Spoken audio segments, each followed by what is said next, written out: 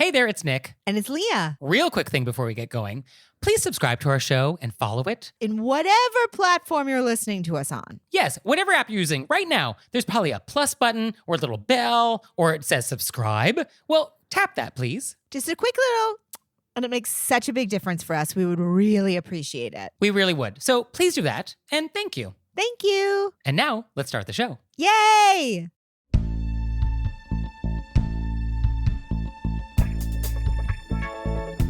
Do you serve the wrong number of cookies in Sweden? Do you criticize the decor at B&Bs? Do you leave people off invitations? Were you raised by wolves? Let's find out. Here are things that can make it better when we have to live together. We can all use a little help. Some people don't ask themselves, were you raised by wolves? Hey everybody, it's Nick Leighton. And it's Leah Bonnema. And let's just get right down to it with our AMUSE-BOUCHE. Let's get in it. So for today's AMUSE-BOUCHE, I want to talk about Fika. Leah, do you know what this is? Have you ever had one? Are we having one right now? I wish I was having one right now. So have you heard of this term? Fika. I have not, but I feel like it sounds like something that I've watched in a Scandinavian television show. Okay, yes, this is true. Yeah, so it comes from Sweden. And forgive my Swedish pronunciation. We have a lot of listeners in Scandinavia. I know it's not great. I'm doing my best. You'll get the idea, though. And so a fika is commonly translated as a coffee break. And this is true, but it's actually way more than that. It's sort of like a way of life. It is embedded in the fabric of Swedish society. And to understand the fika is to really understand, I think, the Swedish people. And so the word fika actually comes from the word for coffee in Swedish, which is kaffe. And it's a little wordplay. You know, kaffe, fika. We're just going to reverse the syllables. And it's a noun, it's a verb, and you fika at work, you fika with friends, you can fika as a low-pressure date with people, you can fika multiple times a day, morning, noon, and night. And the requirement is that you're taking a break from the day. So you're going to slow down, you have coffee, although I guess you're probably going to have tea, but like coffee is really like what we're going to do. And you're going to have a treat of some sort with your coffee. You can do something savory, but more common would be something sweet, like a traditional cinnamon bun or a cardamom bun. And it's most likely going to be with somebody else. A lot of people feel like the fika has to be social. You do it with somebody. Now, some would argue that you can fika alone. You're just taking a break from your day. And I like that interpretation because there is a Swedish bakery near my house that has really beautiful Swedish pastries. And sometimes I'll like grab a cinnamon bun and I will grab some coffee and I'll sit in the park and I'll enjoy that. And I say to myself, I'm having a fika. And I enjoy saying that to myself, having a little break from my day.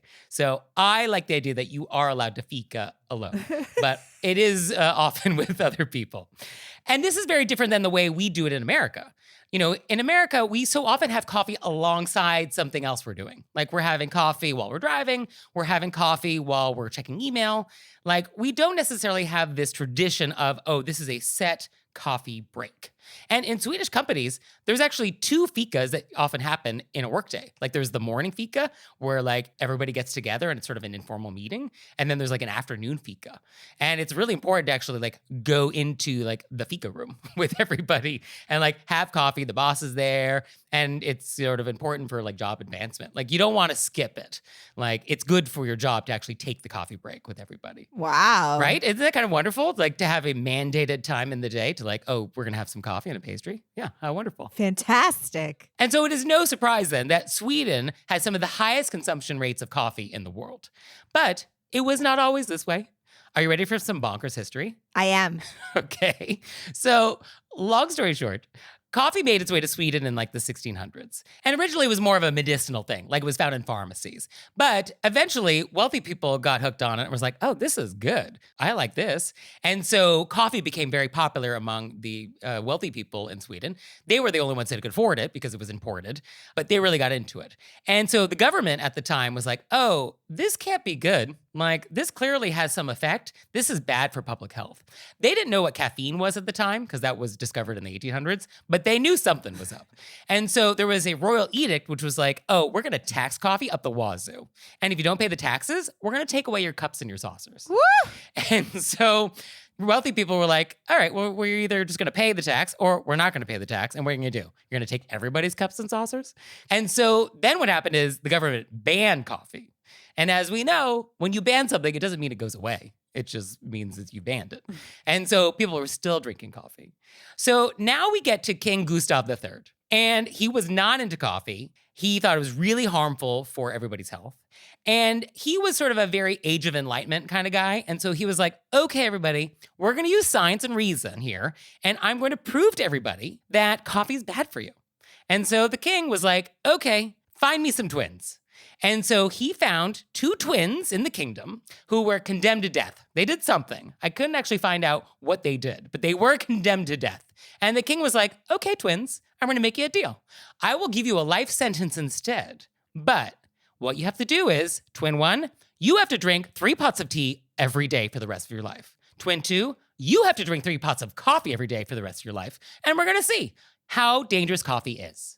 And so this has been called one of the first medical trials ever. Wow. And so what happened was the twin that drank tea every day, he lived to be 83. And when you think about what the life expectancy was in Sweden at this time, which was probably like 40, 83 is really good. And the king actually never saw that because he was assassinated. And then the doctors who were supervising all of this, they died. And so the guy that was left was the one who drank coffee. And we don't know how much longer he lived because everybody else was dead and nobody was paying attention anymore. So the coffee drinking twin outlived everybody. And so despite this, subsequent governments tried to ban coffee again and again. Eventually they gave up in 1823. And so coffee became legal. But isn't that wild? Wild. Totally wild. And so back to the Fika. So the Fika actually comes from a slightly older tradition in Sweden called the kafferip. And so what this was, or is, because it still exists, it's just not as common anymore, is a way more formal coffee party.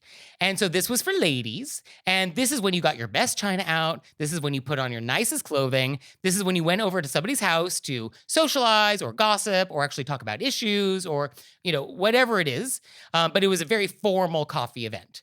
And there were a lot of rules around it, like seating was done by hierarchy, which actually meant what your husband did for a living, like what his status was. And there's this interesting, that's how it went. And so there's this funny story that I don't know if it's true or not, but I'll repeat it, is that a woman who won the Nobel Prize for Literature, who was Swedish, went to a kafferip and went up to go serve herself some coffee and was reprimanded because she was single and married women went first. So even though in most places, somebody who won a Nobel Prize would probably be given like a place of honor at the party, because I have not won a Nobel Prize. Yet. And so I like that. It's like, even though you have won the Nobel Prize for literature, you will still need to wait until the married women get their coffee first. And so a lot of rules around this event. And so it would always typically start with some sort of like bun or sponge cake thing. And then you would have cookies. And you would specifically have 7 cookies. Oh. You would not have 6 cookies, because what, are you poor? And you would not have 8, because are you better than us? No, you would have 7 cookies, exactly 7. And those 7 can be whatever cookies you want, but there needs to be 7. And if there are not 7 cookies, we will be talking about your party for months. And so that's just what it needed to be. It just needed to be 7 cookies. And why I think this is interesting is that there is this Swedish concept called lagom, which translates roughly as just the right amount. Just the right amount of something, just like the perfect balance of something. Like, why do you need a big car when a smaller car will do? Or that pattern on your dress, the blue flowers, it's just the right amount of pattern, not too much, not too little. And so there's this idea of, I guess moderation is one word, but it's just the idea of we are thoughtfully thinking about something and whether or not it's the right amount of whatever it is. And I think when you understand this concept, you really actually understand the Swedish psyche. And the way the Swedes approach everything from politics to culture to food. It's really interesting how everything kind of goes through that lens. So 7 cookies is the right amount of cookies, apparently, at a coffee party like this. Are you saying, is it 7 choices of cookies or people have to put 7 cookies on their plate? Great question. So you need to serve 7 different types of cookies. Got you. And as a guest, you have to take each one of the cookies. You don't necessarily have to finish all of them. I have read that Swedish etiquette does allow you to take a nibble politely and not necessarily finish the entire cookie. But you must have 7 cookies on offer, and you must accept 7 cookies on your plate at some point. You must enjoy all 7 varieties. And one of the best-selling cookbooks in Sweden, even today, is called 7 Cookies, 7 types of cookies. And so, unfortunately, the kafferip actually fell out of favor in the 20th century as things got more informal. So the Fika actually has a lot of these same elements. It's social. There's going to be a little treat involved with your coffee. There may not be 7 cookies, but there could be some cookies. And another explanation, which I like a lot for like why the Fika is part of like Swedish society, comes down to farming, which is long winters, long summer nights, but a very short season. And you might only have 16 to 18 hours to like harvest everything, with daylight.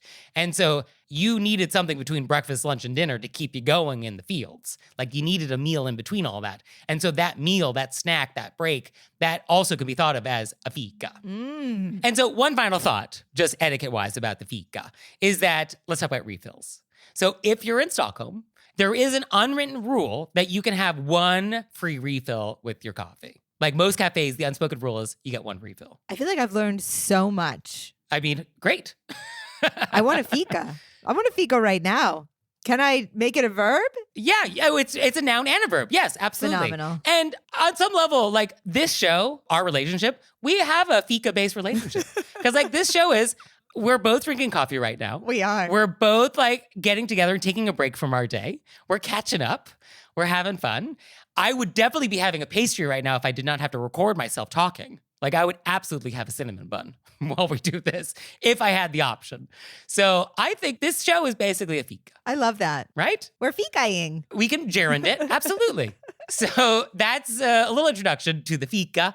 What's nice is that anybody can do it and you can be anywhere in the world to do it. So interesting.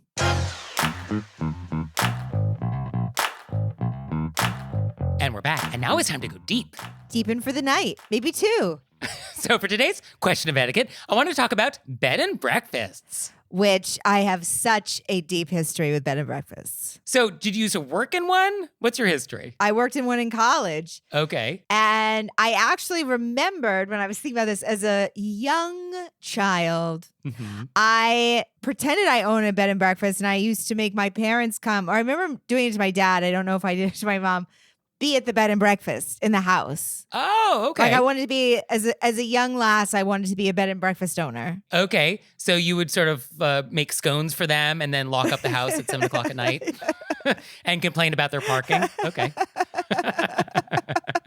So do you like bed and breakfast as a guest? I think I feel a little, I stayed in a really nice one for this comedy show they put me up in, but it was almost to an inn. You know what I mean? It was like big enough where you didn't feel like you were right inside this person's business. Okay. All right. So it felt like you had a little bit of more anonymity. I felt a little more anonymous. I think for me, I don't love it because I've never stayed in a bed and breakfast that had the decor that worked for me. Like I have never stayed in the mid-century Florence Knoll bed and breakfast. It is always heavy walnut furniture and chintz fabric and Laura Ashley everything, which is just not my vibe. And so if I could stay in like the Eames house, that's a bed and breakfast, that like, oh, that works for me. But the decor is just, maybe I'm just in the Northeast too much and it's just all like Victorians and Queen Anne's, I guess. I don't know. But architecturally and aesthetically, it's just like not my vibe.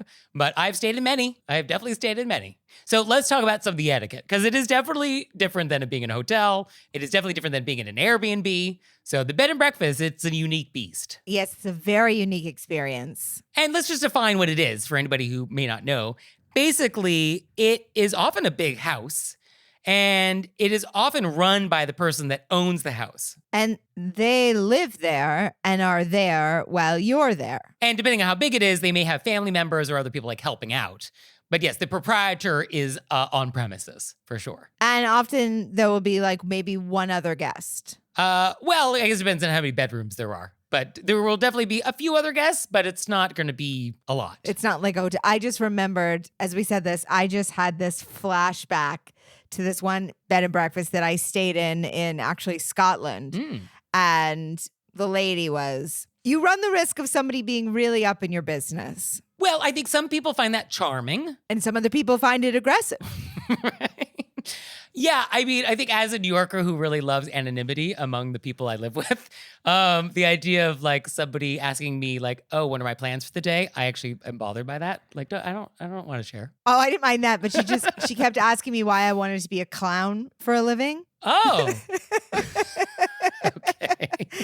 And how come I wasn't married yet? This was like the reoccurring. see. I would come back and I was like, okay, I don't think this really goes along with the bed and breakfast relaxation. I mean, I guess we probably should have a different deep dive where we talk about the rules for people who run bed and breakfasts. I was just talking about guests. I mean, I would think it would be both ways. Well, the one I worked with in college was for women traveling alone or women traveling with women. So it was like, a place where people could stay and feel safe. And I cooked breakfast. Yeah, so breakfast, often a part of the bed and breakfast part. In the title. And it's true. And so I think when it comes to etiquette, I think the rules there are probably going to be rules. I mean, in general, there are going to be definitely a lot of signs. There's definitely going to be some rules, some guidelines, a lot of things to know when you check in. And so one of the things you're going to need to know is like, oh, when is breakfast served? And what type is it? And you probably can't skip it unless you let them know in advance because they're actually probably making breakfast for you.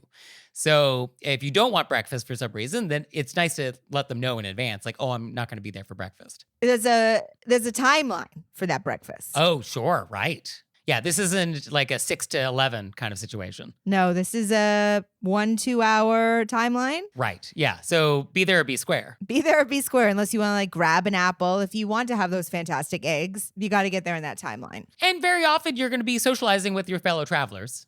And so it is polite to be like, oh, how are you? What are you doing here? Like, what wedding are you here for? Because that's usually why most people end up in bed and breakfasts. Do you also want to be a clown?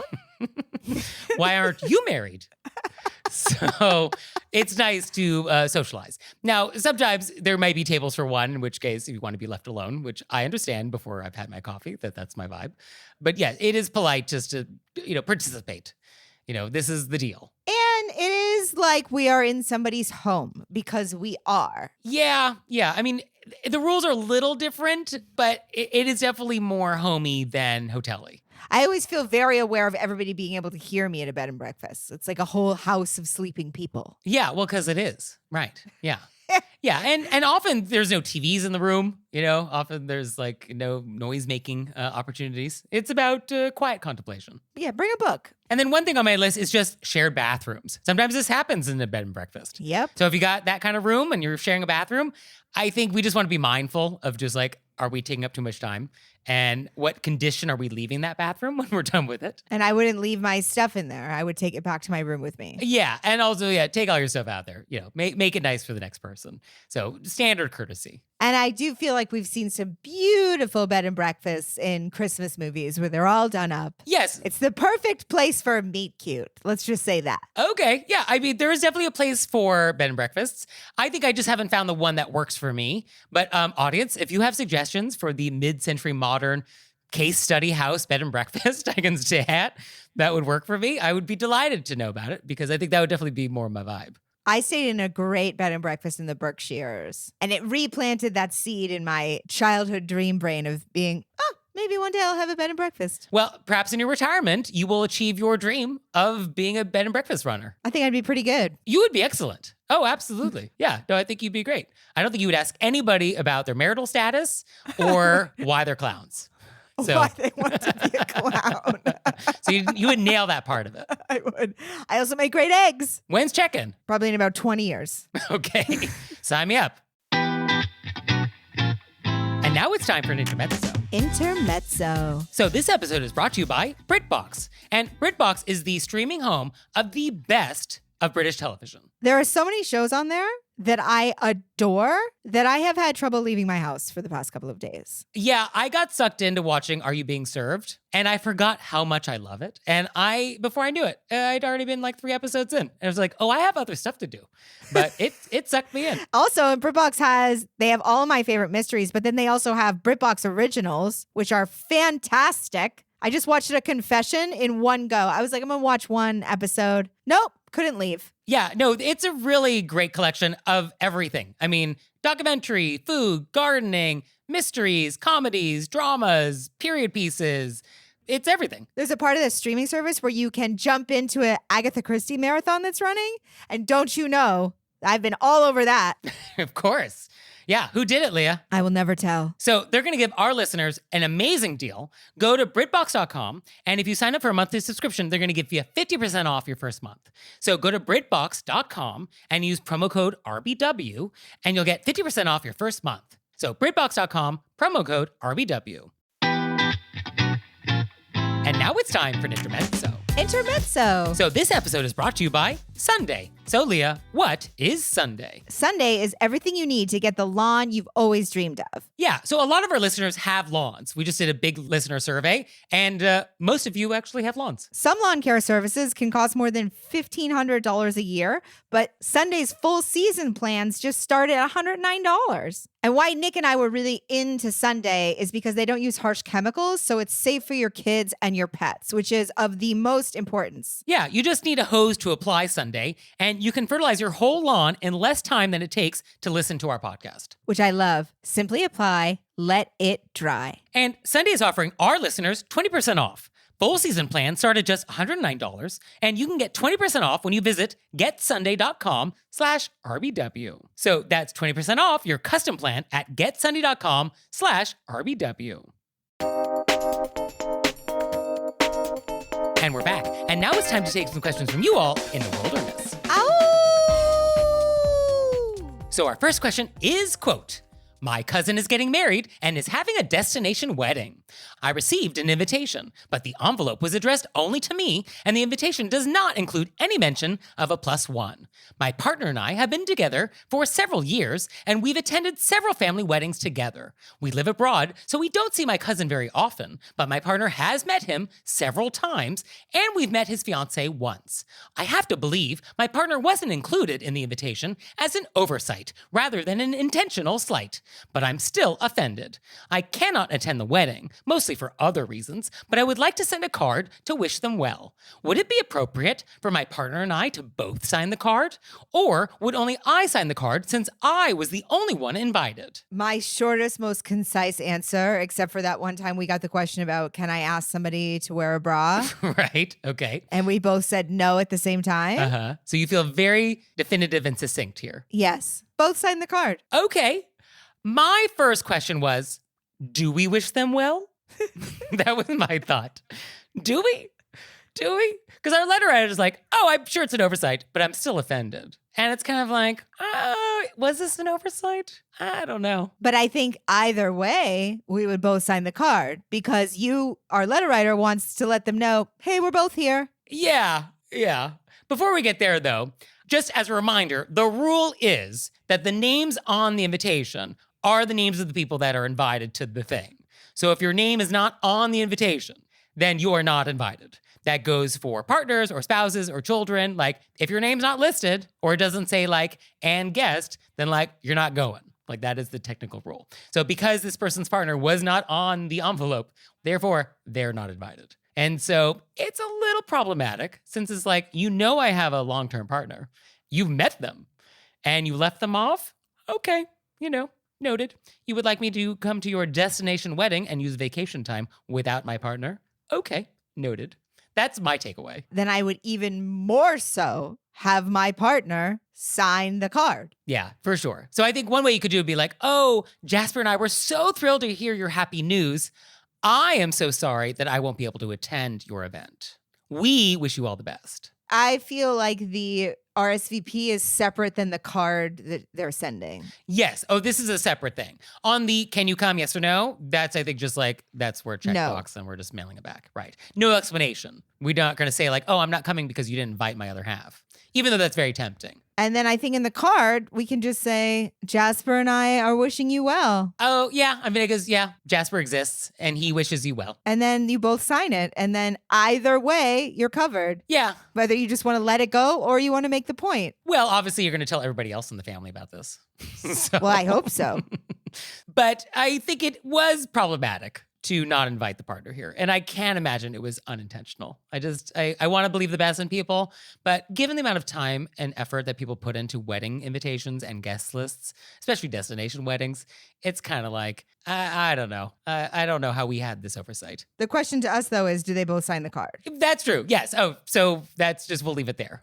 So, yes. And I say yes, sign the card, regardless of whether or not you're going to forgive them and pretend it was an oversight or hold a grudge. Either way, you sign the card. Both of you sign the card. Yes. And the card you send should just be very neutral and polite and as sincere as possible and without any commentary. Or you could just write the card to one of them and then you both sign the card just to be like, oops, sorry, oversight. Oh, that's kind of poetic. Oh, I do like that. Yeah. As an option on the whiteboard. Yeah. Oh, it's not a hard no for me. Yeah.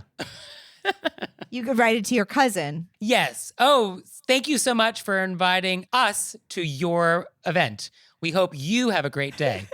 I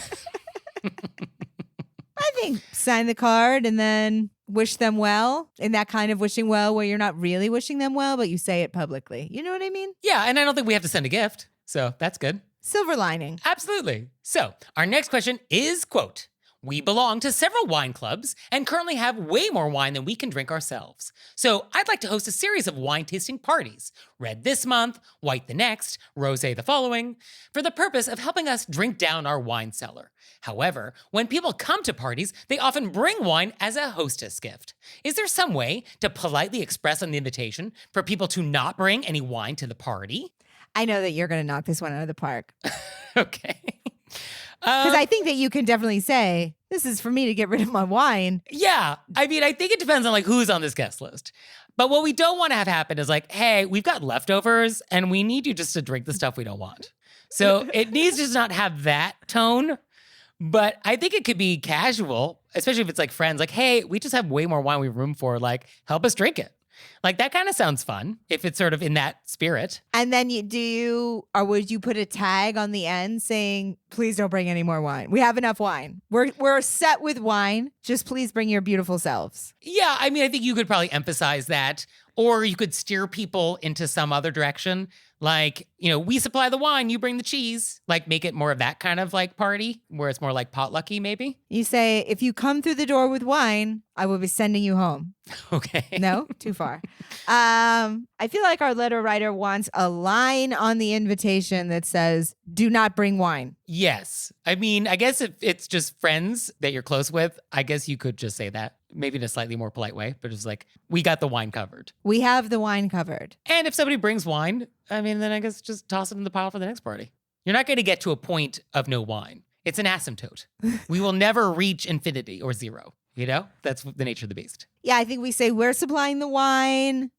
Is make it without being like, do not bring wine in capital letters at the bottom. Yeah, I think something like that. Although I do feel like the point of the party is to like thin out the cellar. Yes. So maybe we just not trying to hide that and really just like say that explicitly as like the point of the party is we're trying to make room. And so this is like an overstock party. I think we could say our wine cellar is overflowing and we thought what better way than to have a party with our friends. Come help us drink our wine. Okay, and then it's like, we got the wine covered, just bring yourselves. Yes. And then that's very nice. And then inevitably somebody's gonna be like, what can I bring? And then you can say, cheese. Or olives. Crackers. 7 cookies. Cold hard cash. Cold hard cash. Non-sequential unmarked bills. I would really love it if I asked people what they wanted me to bring and they were like, please bring a couple $1,000s in non-sequential unmarked bills. Or my favorite, the Toto NX1 toilet. Someday we're going to get this for you. It's going to happen. I would love it if I had a cocktail party and asked people to bring toilets and then I got 7 toilets. If everybody brought 1 toilet for me. What a dream. That is the dream. So, do you have a question for us? Let us know. You can let us know through our website, wereyourbaisedbywolves.com, or you can leave us a voicemail or send us a text message, 267-CALL-RBW. And now it's time for an intermezzo. Intermezzo. So this episode is brought to you by Boll & Branch. which is the bedding expert, making the highest quality sheets with incredible craftsmanship. And they sent us some sheets, and they sent us their signature hemmed sheets, and very soft. And I enjoyed that they weren't too warm, weren't too cool. They were like the perfect temperature for me. I'll tell you what I love the most. I'm a big athletic sleeper. I'm moving, I'm rolling, I'm pushing, I'm pulling. Most of my sheets can't keep up with me. This bottom sheet stays connected. It's really true. It's a great bottom sheet. If you're a roller, this is the sheet for you. These corners are magic. They're magic bottom sheet corners. So you can get 15% off your first order when you use promo code RBW at bollandbranch.com. That's Boll and Branch, BOLLANDBRANCH.com. Promo code RBW. Exclusions apply. See site for details. And now it's time for an intermezzo. Intermezzo. So this episode is brought to you by Rocket Money. So Leah, what is Rocket Money? Rocket Money, which is formerly known as Truebill, is a personal finance app that finds and cancels your unwanted subscriptions, monitors your spending, and helps you lower your bills. All in one place. That's right. Rocket Money will quickly and easily identify your subscriptions for you, so you can stop paying for the ones you don't want. And my fiance wanted to use Rocket Money, so he has a subscription and he wanted to say this about it. Sometimes it's overwhelming, staying on top of your bills, especially with the stress of life. Rocket Money has an option, Recurring View. Helps me stay on top of what's due and pay my bills on time. So stop throwing your money away, cancel unwanted subscriptions, and manage your expenses the easy way by going to rocketmoney.com/wolves. That's rocketmoney.com/wolves. rocketmoney.com/wolves. And we're back. And now it's time to play a game we like to call Vent or Repent. Vent or repent. Which is our opportunity to vent about some bad etiquette experience we've had recently, or we can repent for some etiquette faux pas we've committed. So Leah, would you like to vent or repent? So sometimes I feel like I take a little step into a different direction. Okay. And so this week I would like to share something that was something I did in a response to a vent and then follow up to it. Okay. Take us through this journey. So I think our listeners know how I feel about how mean the online world is and how I feel like Yes. people just leave comments when they're complaining about things. Yeah. And when they want to leave negative reviews. So once a month, I go online and I say nice things about everything I've enjoyed that month. I Right. think we've discussed this. Yes. Yeah. You're going on Amazon and you're like, this cheese grater, A+. Yes, that's Uh-huh. exactly what I do. Pay it forward. Last month, one of the people that I emailed was, this place is called Cookie Dough Dreams, and they sell cookie dough like ice cream. Oh, yes. You've mentioned this. I've mentioned You happened to stumble upon it one day and then, Stumbled upon it many times. okay. And now you're like Norm from Cheers. They're like, Leah. Okay. Yeah.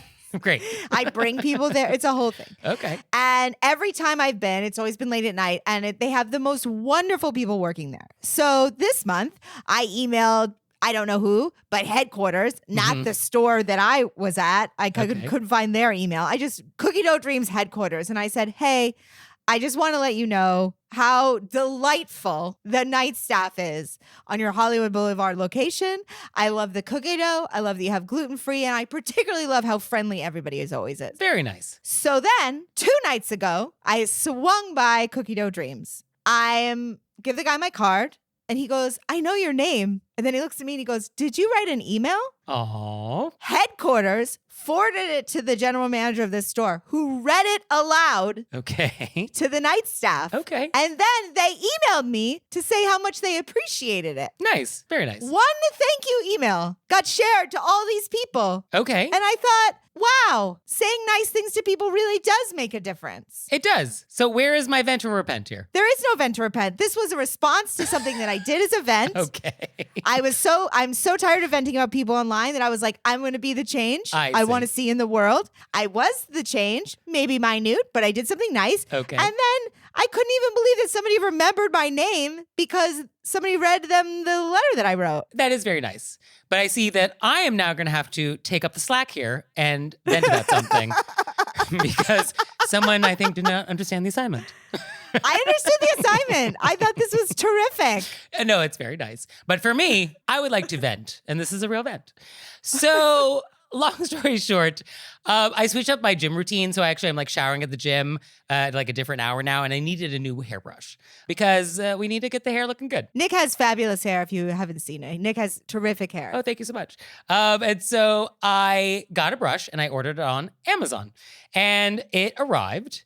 And I take it out of the package. I'm about to use it, and I see that this brush has been used. No. There is someone else's hair on this brush. No. And the terror, the chills, the goosebumps, the things that go through your mind about holding this object in your hand and it's like radioactive and it's toxic and you're just like, how do I get this out of my house immediately? Like that's the feeling you have.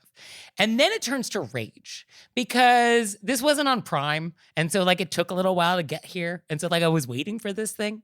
And so it was like there was the anticipation and then it was like, oh, it's finally arrived. That's great. And then it was just like this gross thing that showed up in my house. Used brush. The rage is like, who am I mad at? Because an etiquette crime has been committed. I'm a victim. But who do I blame? Who is responsible? It's like, do I blame the person that used the brush and put it back in the packaging to make it look like it was new and send it back to Amazon for a return? Like, is it that person? Or is it somebody at Amazon that like didn't bother looking? Because you would notice this black hair so long. So who is this person? Maybe it was Cher. Maybe Cher returned a brush to Amazon. I guess it's possible. Yeah, and it's like what? It was almost like actually look a human hair wig. It was like that long. I was like, wow, that is 36 inches. That's an expensive piece. So I didn't know who I was supposed to be mad at. And so I actually did email the company. I was like, hey, just want to know, like, if I order it from you directly, like, is it going to be fulfilled by Amazon or do you have like a different warehouse of not used brushes? And so I returned it to Amazon and it was just like, oh, this is really disgusting. So I'm just very mad at the world right now about this happening because I don't think we want to live in a world in which we use brushes and return them and pretend they're new. And then they get resold to other people. Because like, also, I don't want you to have taken the hair out of the brush after you used it and maybe I wouldn't have noticed, but I don't like that idea either. So it's like, I feel like we don't necessarily return certain items in the world. And I think brushes. Yeah, it does feel like certain items should not be returned. Mascara wands, brushes, underwear. I just feel like there's a category of items that we just don't use in return. And so I think this is part of it. And I don't like that this happened to me. I don't like that this was in my house. It was like, felt like getting something with glitter on it. It's like, I don't even need this I in was my about house. to say, this feels a little bit like the glitter, only Right? if the glitter had lice in it. Ugh, ugh. Ew, I'm Oh. so sorry I said that. I'm so Triggering. sorry. Triggering. I'm so sorry. Yeah, so I don't like this happened. And I think just as a PSA, I think if we want to return something to Amazon, know that they might just resell it without checking it. And so as a consumer, I think it would benefit all of us if we are mindful about our returns and what might happen to it if we do it. And so don't just do it because it might just end up in somebody else's house. I got a sports bra with deodorant on it. Yeah, this is not what you want. No, I made a phone call. Yeah, and they're like, okay, sorry. But it's like, does it have to be this way? Right? Because that's really what it is. Does it have to be this way? Does it just require constant vigilance? Is that what it's come to? I guess so. So that's my vent. I wonder if we could find the person with long black hair who returned the brush. I mean, I'm up for the challenge. Sure. It's very specific. It's somebody who's bought a brush within the last, I would guess, 6 months, and they have long black hair. That's true. Yeah. I mean, how many people could that be off of Amazon? Really? I should have saved the hair and done a DNA test. That's what should have That's happened. what I should have done. Or I should have cloned them and then see what they turn into. And be like, oh, I didn't see what you look like now as an adult. Okay, now I can find you. So, missed opportunity. If only we had talked about this last week. Would have been cloning right now. A Petri dish in the refrigerator. Yeah, I could have had the whole cylinder in my apartment with bubbles and like this naked body floating in it. Yeah. Oh, what could have been? Who's got room for that in their apartment, though? Very Empire Strikes Back. So, that's my vent.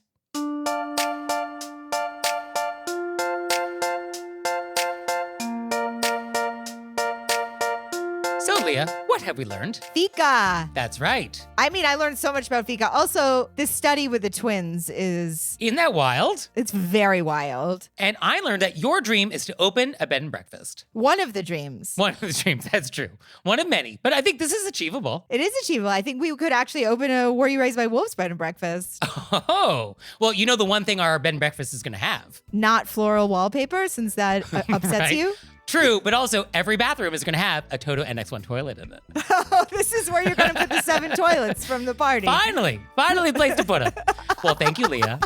Thank you, Nick. And thanks to you out there for listening. I'd send a handwritten note to my custom stationery if I could. He would. So for your homework this week, did you know that you can support our show every month on Patreon? Yeah, we have so much fun over there. Because this show, we do it all ourselves. Like, have you noticed there's no end credits? Because there is no end credits. It's just Leah and myself doing this whole thing. So if you want to help us make this show, then please go to our website, click on monthly membership, and see if there's a level that works for you. We would so appreciate it. We really would. So please do that, and we'll see you next time. Bye. Bye.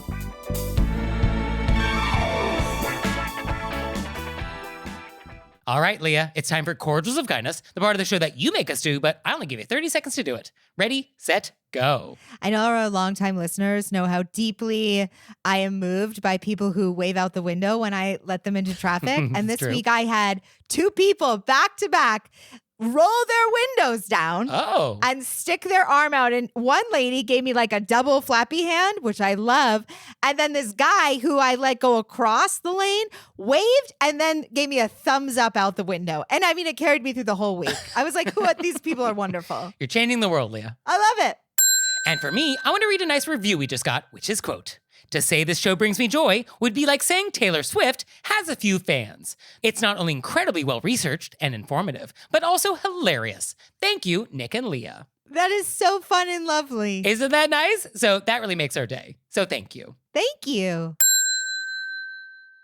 Oh, Leah, one more thing. What? Have you signed up for Patreon yet? I have. Me too. You out there, have you signed up for Patreon yet? No? Well, go to our website, wereraisedbywolves.com, click on monthly membership, check it out, because we would really appreciate it if you'd support our show. We love your support. We would. So please do that, and we'll see you next time. Bye. Bye.